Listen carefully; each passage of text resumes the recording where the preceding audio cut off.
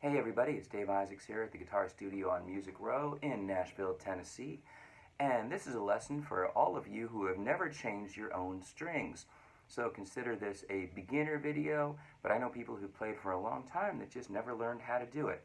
And I want to say that this is the way that I generally do it, and I find it's the fastest and easiest way to do it. If someone does it in a shop, there are certain things they're going to do that are a little more precise.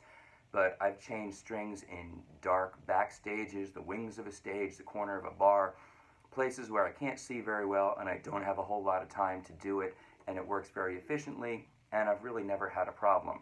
So this is my method. I think it's very easy to learn, so I want to show you this today. A couple of tools that I'm going to use. That's not the right one. A couple of tools that I'm going to use. A pair of needle nose pliers. And, very useful, a string winder. And that string winder has a little notch in it that you can see. And what that's for is for the pins here on the bridge of my guitar, which is an Ayers D-4 dreadnought.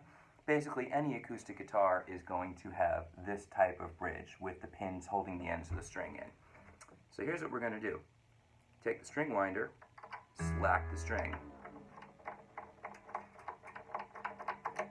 and then using the notch there, I'm going to slide that underneath the pin, and then I can just pull it out like a tooth.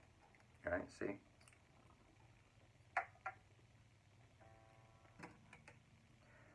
Notice the ball end of the string, and then just pull the other end off the top, which sometimes takes a little doing, depending on how it was put on.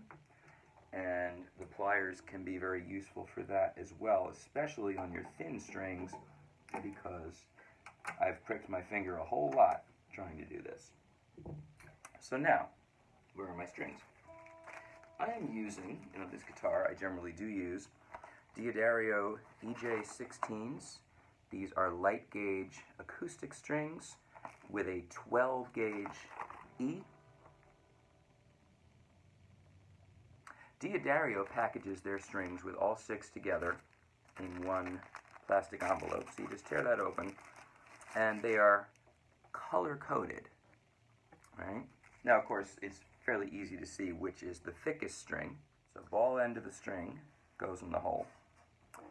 The pin has a little slot.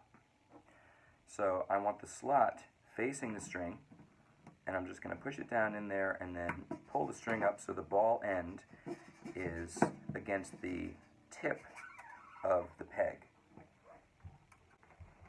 the pin. So now I'm going to come up here, and on this style of guitar there's always a hole in the post for the string to go through. So I'm just going to crank this around so I can put it straight through. This has been challenging in the past in the dark, and apparently it's challenging in the light sometimes. I guess I need to be wearing my reading glasses. There we go. So through the hole in the post, you really only want to put it through once. And what I'm going to do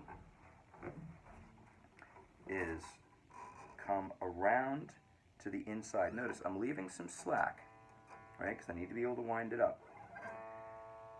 I'm going to wrap around the post on the inside and then wrap it underneath, pull it tight.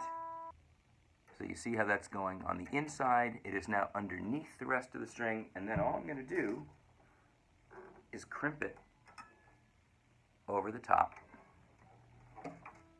And then using the string winder, I'm going to start to wrap it up. Make sure that the string is in the slot on the head here, the peg head, and just wind it up. Now, what you'll find is that it will make a loop, and so you want the string here to come underneath the loop, so as you tighten it up, and I'm keeping an eye on the peg down here, if it starts to pop out, just push it back down. And just wind it up so that the string coils underneath the loop that you made.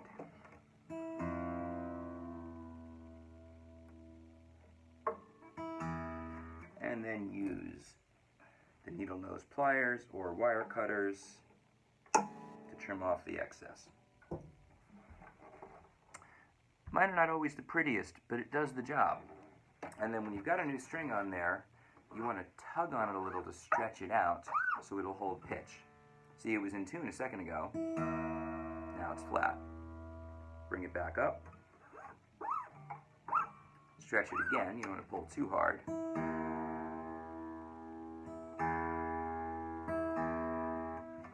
And you do that a few times. And what you'll notice is that each time you stretch it, it'll go out of tune a little less until you get to the point where it doesn't move at all. Okay? Crank it down.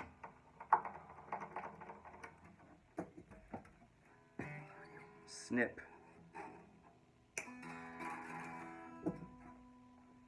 Extract. Remove. Ball end. In the hole.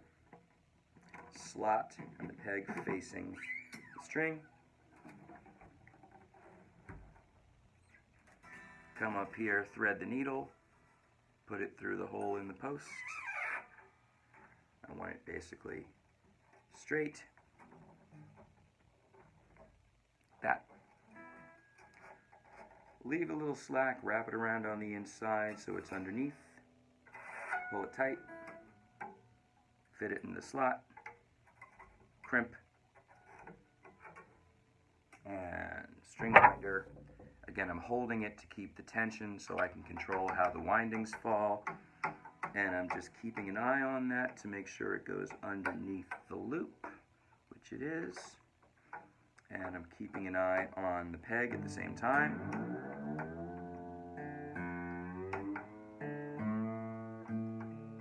Bring it more or less up to pitch.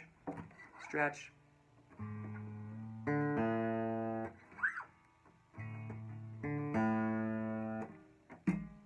Trim it.